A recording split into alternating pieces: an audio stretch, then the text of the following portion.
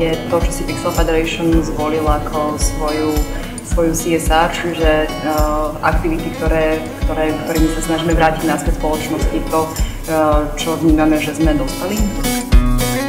Skill Drill je škola vývoja hier, ktorá systematicky v 8 workshopoch učí mladých ľudí, ktorí chcú robiť počítačové hry, ako na to. Tu je vlastne miesto Slovenského centra dizajnu ako verejnej inštitúcie, pretože si myslíme, že je veľmi potrebné dnes rozvíjať takú medzisektorovú spoluprácu, aby privátny sektor, verejný sektor spolupracoval pri veciach, ktoré sú dôležité, ktoré sú užitočné, kde môžeme navzájom využiť svoje rôzne skúsenosti.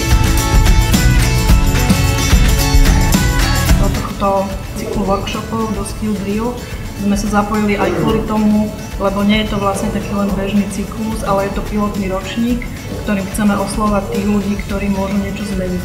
Buď sú to oficiálne vzdelávacie inštitúcie, alebo sú to kultúrni politici, alebo vôbec celá komunita, ktorá sa venuje vývoju vied.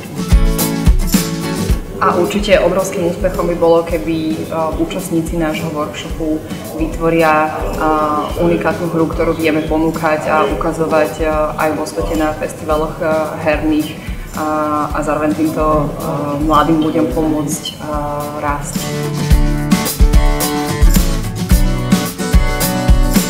Po týchto 8 workshopoch ďalej nasleduje letná škola vývoj hier, ktorá bude počas celého júla, na ktorej vlastne už budú títo účastníci vyvíjať svoju hru. Sledujte náš program, budeme robiť občas prednášky pre verejnosť, budú sa konať v urbanových kasárniach v priestoroch Slovenského centra dizajnu. Celý priebeh workshopov a školy vývoja hier sledujte na facebookovej stránke Edufactory.